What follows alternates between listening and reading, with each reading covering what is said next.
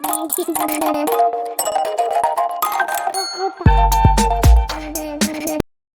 Everyone, इस video में बात कर लेते हैं ओरिएंट इलेक्ट्रिक लिमिटेड की। क्विकली एनालिसिस देख लेते हैं। चैनल को लाइक एंड सब्सक्राइब करना मत भूलिएगा। तो यहाँ पे फॉर्मेशन समझिए। यहाँ से स्टॉक में ये जो ऊपर वाली ट्रेंड लाइन है इंपॉर्टेंट रोल काम कर रही है, रोल दिखा रही है। ऑलमोस्ट 400 के लेवल से यह नीचे आ रही है और कंसिस्टेंटली स्टॉक तभी से फॉल दिखा रहा है। फॉल की वजह भी बताता हूँ। यहाँ पे देखेंगे पहले भी इस ट्रेंड लाइन पे हड़े हुए रिवर्सल आए, यहाँ भी रिवर्सल आए, आज फाइनली यहीं से ब्रेकआउट बना। और नीचे जो ये ट्रेंड लाइन है ये सपोर्ट का काम कर रही है। ये दोनों ट्रेंड लाइन एज सपोर्ट का काम कर रही हैं और दोनों ने ही अच्छा सपोर्ट बना के रखा। अब यहाँ पे एक चीज़ और देखिए, स्टॉक ऑलरेडी आपको काफ़ी डिस्काउंट पे मिल रहा है। अभी अगर आप इसको पकड़ें तो 42% के डिस्काउंट पे तो ऑलरेडी है ही। और दूसरी चीज़, स्टॉक में आप देखेंगे इतना वॉलेटिलिटी क्यों दिख रही है। आप देखेंगे सडनली भागता है, फिर साइडवेज, फिर गिरता है, फिर भागता है, क्योंकि नतीजे स्टॉक के थोड़े अनइवन हैं। यहाँ पे आप देखेंगे जब स्टॉक के नतीजे अच्छे आते हैं तो भागने लगता है, साइडवेज होता है, फिर जब नतीजे बिगड़ते हैं तो गिरने लगता है। इसीलिए ये अनइवन है, जस्ट बिकॉज ऑफ फाइनेंस। तो जब स्टॉक के नतीजे ही अच्छे नहीं है तो स्टॉक चले ही अच्छा कैसे।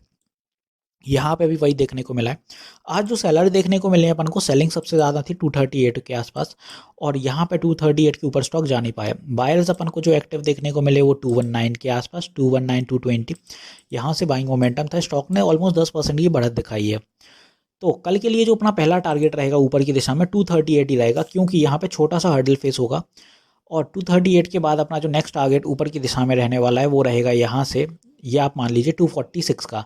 246 मैं क्यों ले रहा हूँ, क्योंकि यहाँ पे पहले स्टॉक को काफ़ी दिक्कत हुई जाने में। आप देखेंगे कितना हर्डल्स हैं यहाँ पे, 1 2 3 4 5 हर्डल हैं ऑलरेडी।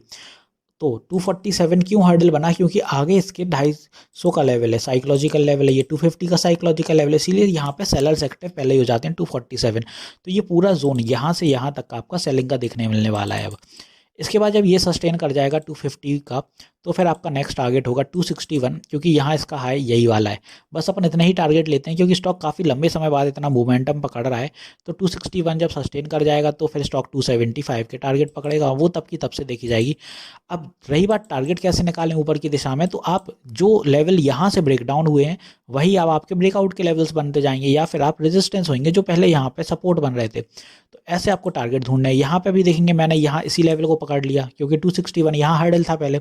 यहाँ पे आप देखेंगे 247 पकड़ लिया, क्योंकि यहाँ हर्डल था। इसीलिए यहाँ पे 276 275 पकड़ लेंगे, क्योंकि यहाँ हर्डल हो चुका है पहले, इसीलिए। तो ऐसे आप ऊपर की दिशा में पकड़िएगा लेवल्स।